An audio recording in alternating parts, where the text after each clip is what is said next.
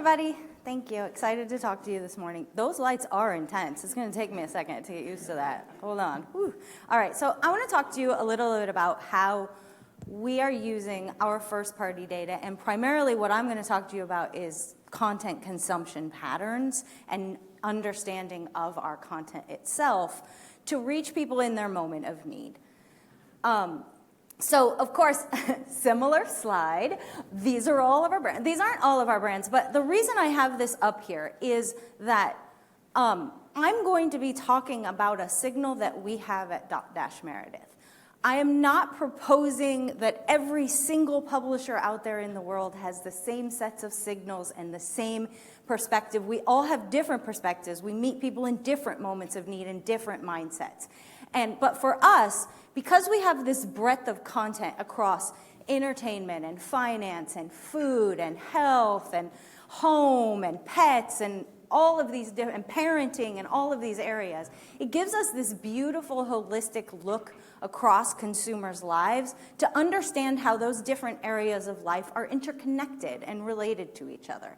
Because if you're reading about finance, you're not a person who's only making financial decisions. You also have to answer the interminable question of what's for dinner tonight, or how am I going to potty train this toddler, or where should we go for our summer vacation? These are all questions that you, even if you're reading about mutual funds, you're still a human who embodies all of the rest of those parts of your life. So this signal is what really gives us the power to build something like Cipher to reach people in their moment of need and drive actual business outcomes. So it's not just, oh, we have a whole bunch of brands and we have a whole bunch of content.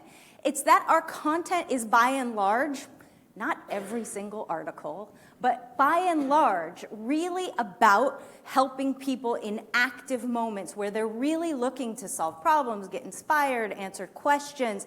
So our signal is less about the social media interminable scroll. I don't know about you guys. I put like a time limit on mine on how long I can spend on it, and I have never, not once when it runs out of time, not hit ignore for the rest of the day. Like, I'm still not using it. But that is a passive sort of just like ongoing stream of information. Reactive is something's happening in the world. Like, we don't need to talk about something happening in the world today, but something's happening in the world and I want to know what's going on. I want to see the latest. Our stuff is really more about like, I need to figure out good snacks for our kids. What are some ideas for healthy desserts? What are some protein-packed snacks? You know, all of these different kinds of questions. These are particularly food-focused, but as you saw on the previous slide, like we have all of that kind of content for all kinds of decisions that people are making in their lives. So why this is important to us and the way we think about it is we kind of think about it as turning it on its head. So the historical promise of digital has been, if I know enough about you, I can reach you and I can get you what you need, and you're gonna wanna buy my service, pay for my product, all of those kind of things, because of what I know about you. So you may have a person who's a parent of a toddler, they're 35 to 44 years old, they're a history buff, they're female, they're a beachgoer, household grocery shopper, maybe they're an avid gamer, they're an outdoor adventurer, and they're an executive. And you're like, look, I know all of this about you, so when I find you across the internet, I can meet you with things I think you're going to be interested in. Now, Cipher is not intended to replace this. It is intended to be a complementary approach that allows you to also address the reality that what we need in a moment varies. We are not just one thing. So if you're that woman on the previous slide, and you are actually in the moment of need on parents.com trying to figure out some strategies of how to potty train your toddler. But we know that you're an executive, and so we're hitting you with like all of these important, like how about our cloud computing service, and how about this other thing? That is not the moment that you are in. That is not the aspect of you that you are leaning into right now.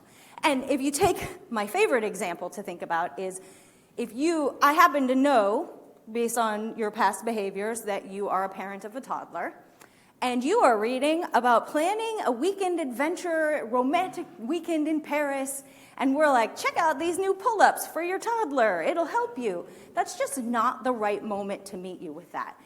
And we have a firm belief that if you meet people, well, and it's not a belief, because if it didn't work, it would just be a cute story. But we have a lot of evidence that if you show up with someone in that moment of need with the right content, but then the right advertiser offering the right product or service, you drive better, stronger outcomes. Because it actually works better. The way I like to think about it is you turn advertising from the price you pay for free content, and you turn it into an additive, cooperative element of why you're on that content in the first place. And so that's really what Decipher is about. And it really hones in on this identity, who you are, who you have been, what you have been interested in, definitely useful information. However, it's not the same thing as addressability. You can reach people knowing nothing about them except for the content that they're reading at that moment. And that's really important because we often as an industry conflate identity with addressability. And identity is one of the paths to addressability. It is not the only path. And there are other ways to do it depending on the signals that you have at your disposal to bring to bear. So I'll give you an example. What is Decipher? Given everything I've described to this point, you might be thinking, oh, it's contextual targeting. Great, good for you. We know that works. That's great. And you have a lot of scale, so you probably have enough content to do contextual targeting. You're not wrong in that contextual targeting is an element of it, but the contextual targeting is really the input to Decipher. It's the information you give Decipher for Decipher to help surface content consumption signals so that you can make the best recommendation. So let me start with this.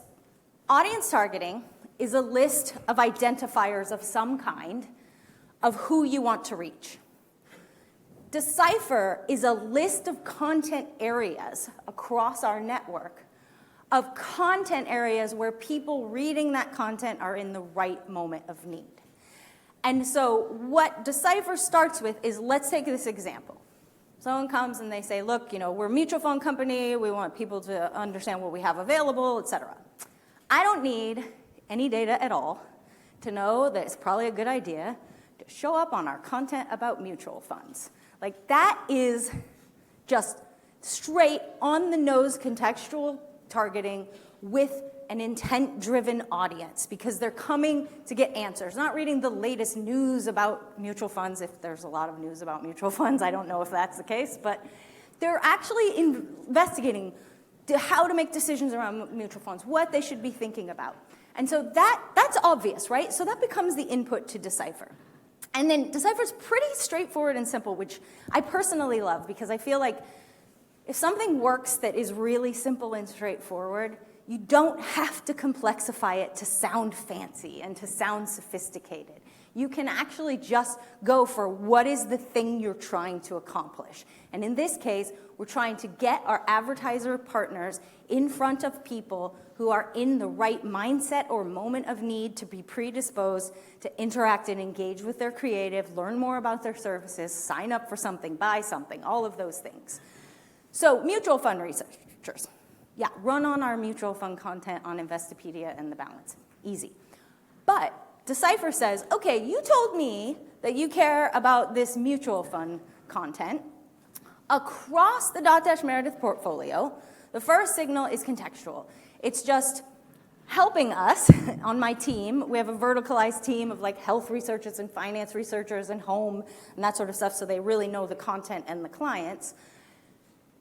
What Decipher says, okay, across these like 40 plus brands, here are other content areas across our portfolio that share a lot of meaning and are about kind of the same thing.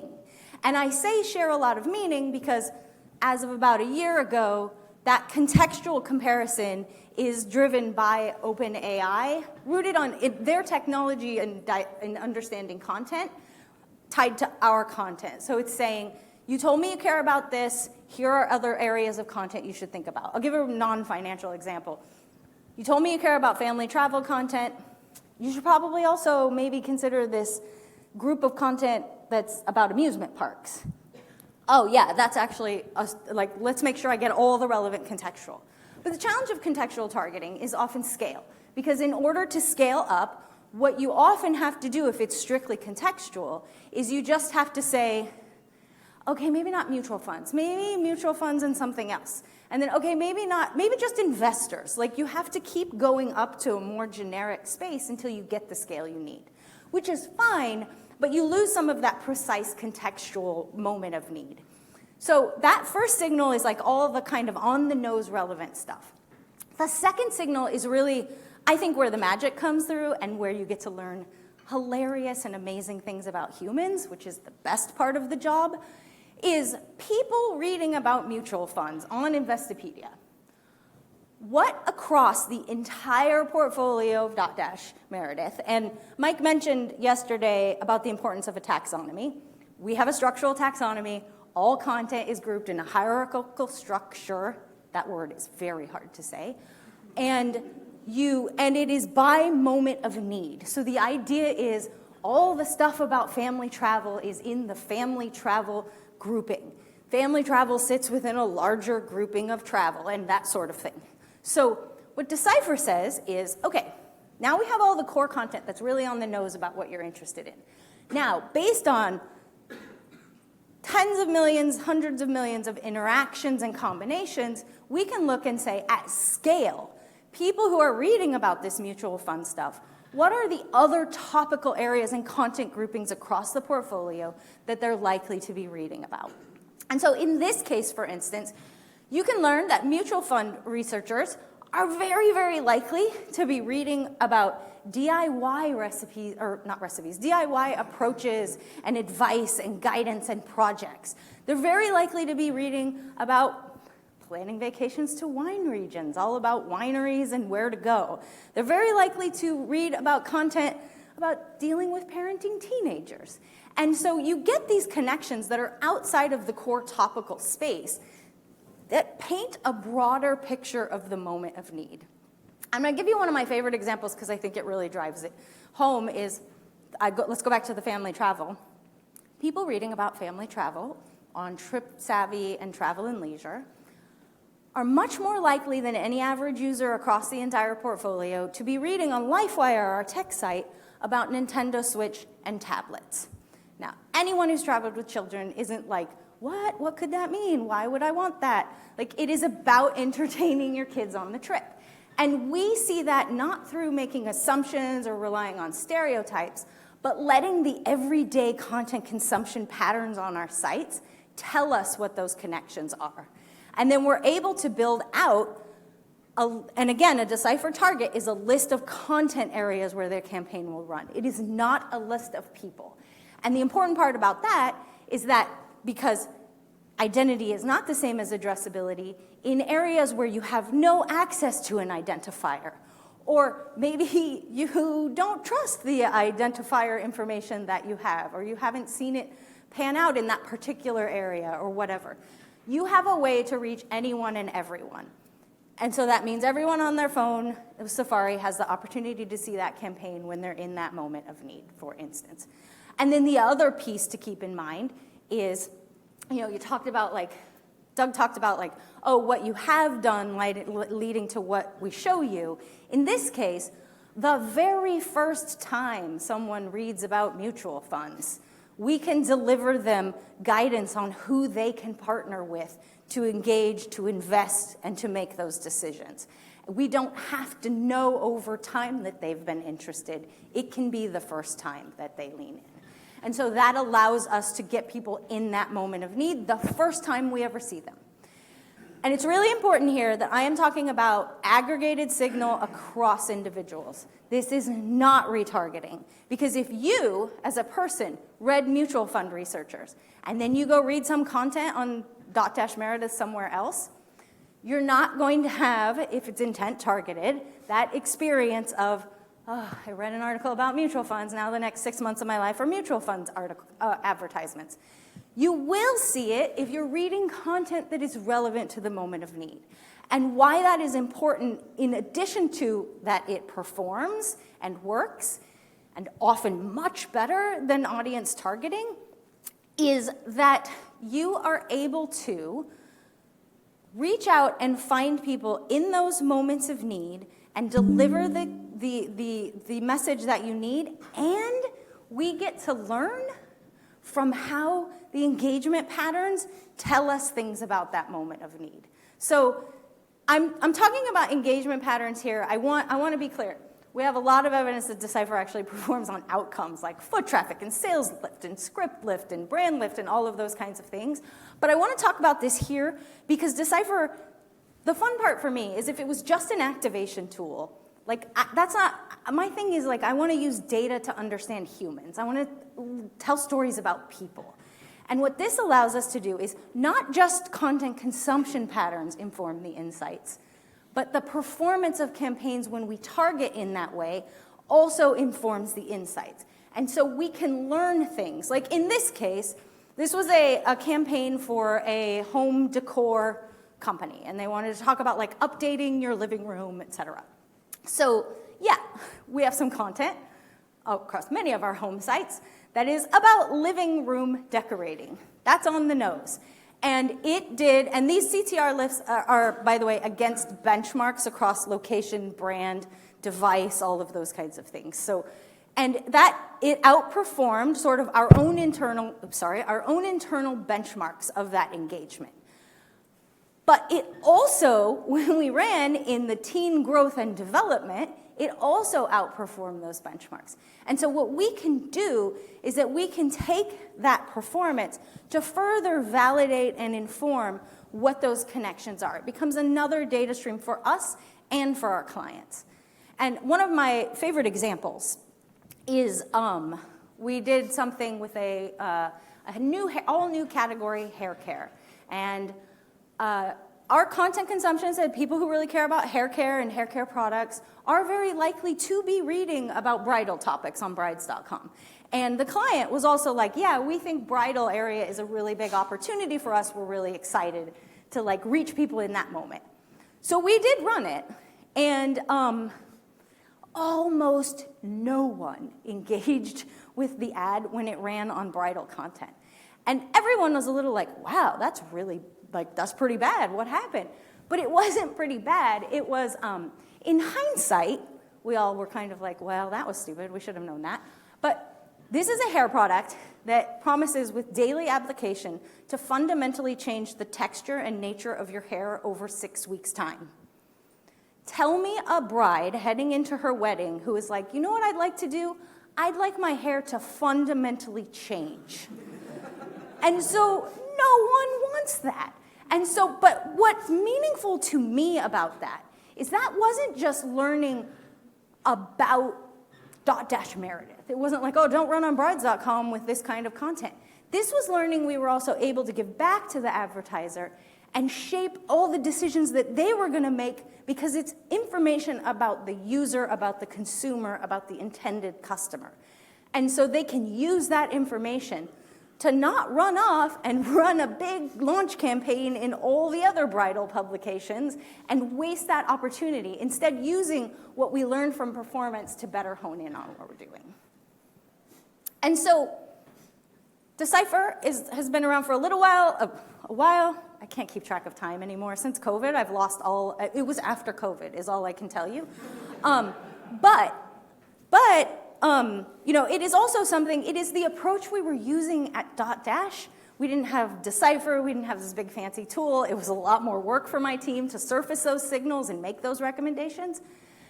But on top of that, with Dotdash Meredith, we brought in all of these other brands, and so the signal got so much stronger that we can have so much more confidence that we can guarantee performance against things all the time, and I'm very happy to say I haven't had to make good on any guaranteed make goods, so that's good, we've delivered.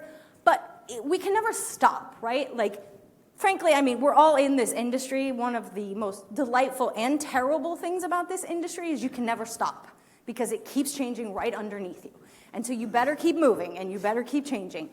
And three of the things that we're really thinking about in terms of like next steps and moving and not just thinking about but actively doing are innovating interactions. So a lot of what I'm talking to you about is content consumption of articles on static web pages. I think it would be naive to assume that for the rest of time, that is how humans will meet their moments of need and gather information.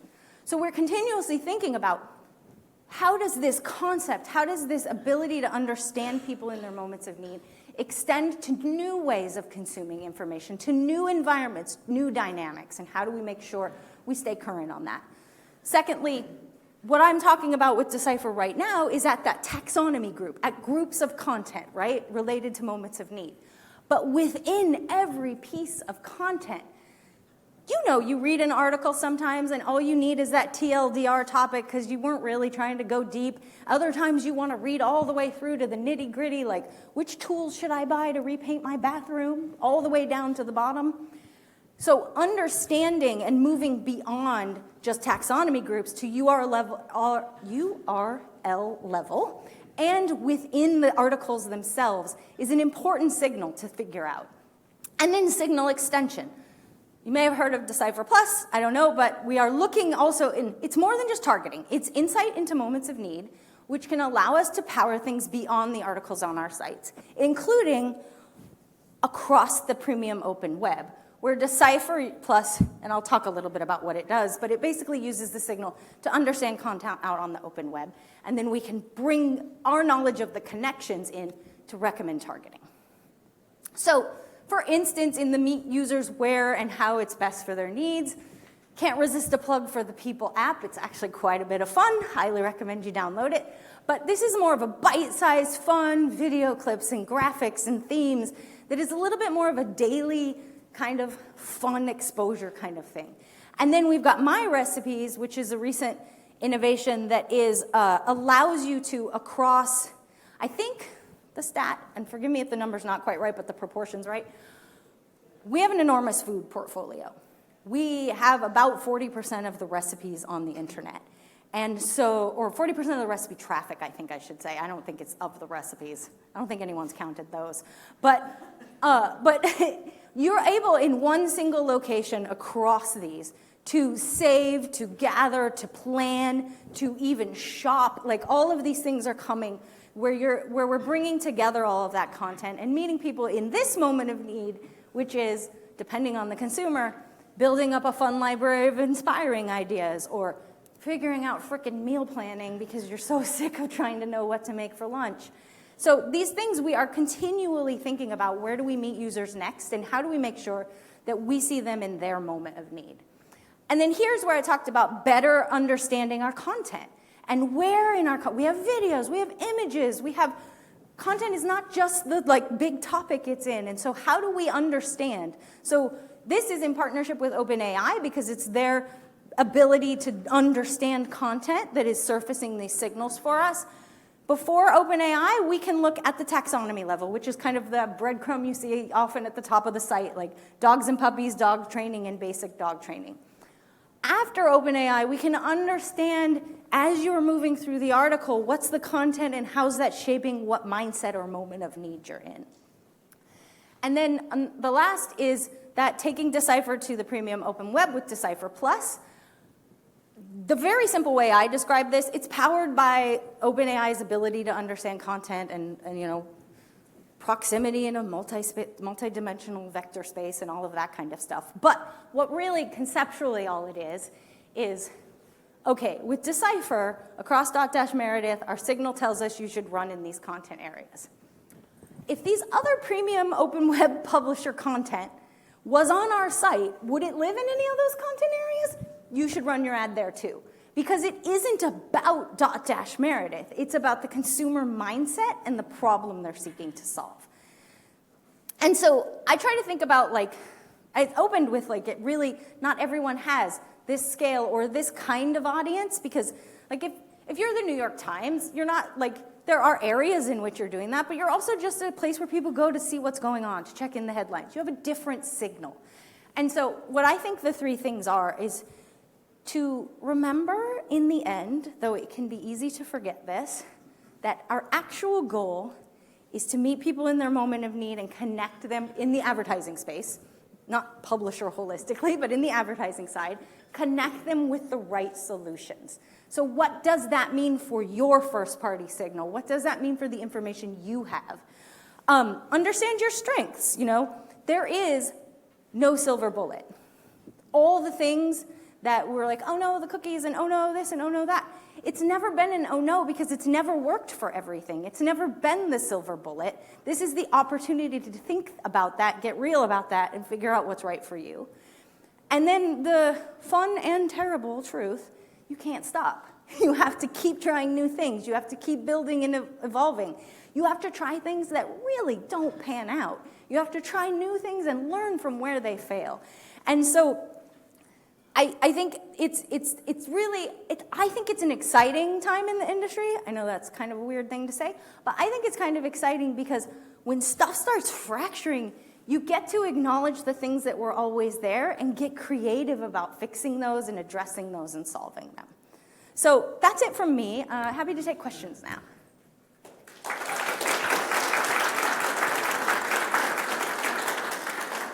All right, well, first off, I just want to point out, Joetta, that Mike stayed for the entirety of your presentation. So thank you, Mike, for being the bigger person after she bailed on you yesterday. Well, I'm a jackass. Hi, Mark with Sherman's Travel Media. That was fantastic. I have a question really about sales side, campaign forecasting, and then delivering in full. So you talked about these, I think of them as like cohorts, like you're really getting down to a user base to deliver performance. It's cohorts of content. This is really important. There's no user list. Okay, cohorts of content. I don't know if you can speak to this, but like what percentage of an audience ultimately needs to be hyper-targeted to deliver the performance for the advertiser? And in order to hit the whole delivery of the campaign, how do you expand the audience based on the content if you're not hitting those numbers in content consumption? So this is a daily occurrence in our lives. So people will be like, I want to reach people, like we're doing a thing for Disney Cruises and we want to reach people who are thinking about family travel. And my team might come and say, we have a lot of hundreds of pre-built sort of Cipher lists of content where you reach people in moments of need based on our signal. But they might be like, oh, and it's a big one with Disney, and we need gobs of scale. We have two approaches that we use. One is what we call segment bundling, which is you root in family travel, but Disney knows more about who they want to reach in the moment of need than just people planning family travel. Like, maybe the campaign is really focused on, I'm making this up, how Disney cruises are really great for people with very young children. Oh, well, you should probably show up in our segment that is all about moment of need related to having very young children. So parents.com and all of those kinds of content. And so we can do segment bundling where we understand core mindsets and moments of need that are going to be relevant to what the advertiser is looking to achieve. The other piece is, Decipher does not work by just Decipher surfaces the signals, we take the top X scores, and then we make a segment. My team is looking at that, looking for themes, building their strongest recommendation based on the space and the content.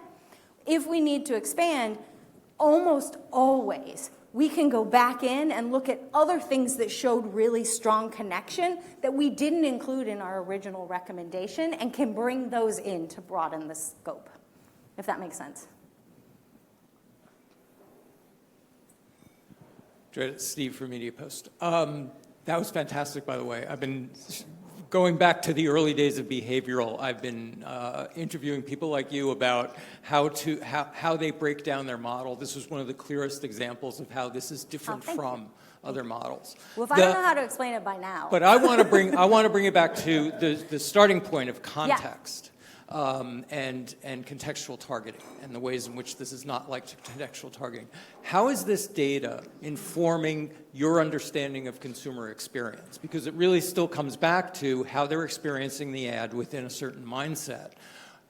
What are you learning, if anything, from this system about things like ad load, positioning, frequency, that maybe we didn't know before about how to make the context work best for the advertiser? Yeah, so I would say a couple of things. So for frequency, one of the nice things, and we don't always get everyone here, but frequency capping doesn't really matter in an intent-based targeting approach. Because if you are every single day reading more and more articles about planning a family trip, you're not offended that when you're reading about planning a family trip, you keep seeing a Disney cruise ad. Because frequency capping, in my mind, I know not everyone is going to agree, but in my mind, is a way to deal with some of the downsides of audience targeting, where you're like, oh my God, I don't want to see those shoes anymore. And so you build the frequency capping to avoid creating that experience for a consumer. But as long as the moment of need is still relevant for me, it is less interruptive, disruptive, and upsetting to see an ad again. And because, and this relates to ad load and ad density and that sort of thing. I mean, you've probably heard Neil Vogel talk about this, but like one of the things that Dotdash did very early on, prior to being Dotdash Meredith, was strip a bunch of ads off the page. Because we believed with fewer ads, we could deliver better results and therefore make more money and not piss off our readers. And so it relates to that in the sense of the goal overall needs to be, and I know this is an idealist position from a person in research who does not have a number on my head, so let me be very clear about that luxury. But like, if you put your users first, and then you figure out how to best connect them with the right advertiser, and putting your user first does involve the ad load. Like, if everything was really super relevant to the moment of need, but it kept getting in the way of you getting the answers you needed, I think you'd quickly undermine the power of Cipher. It has to exist in that ecosystem where we have a respectful ad experience. I don't know if that answers the question completely, but. All right, thank you, Joetta. Thanks, everybody.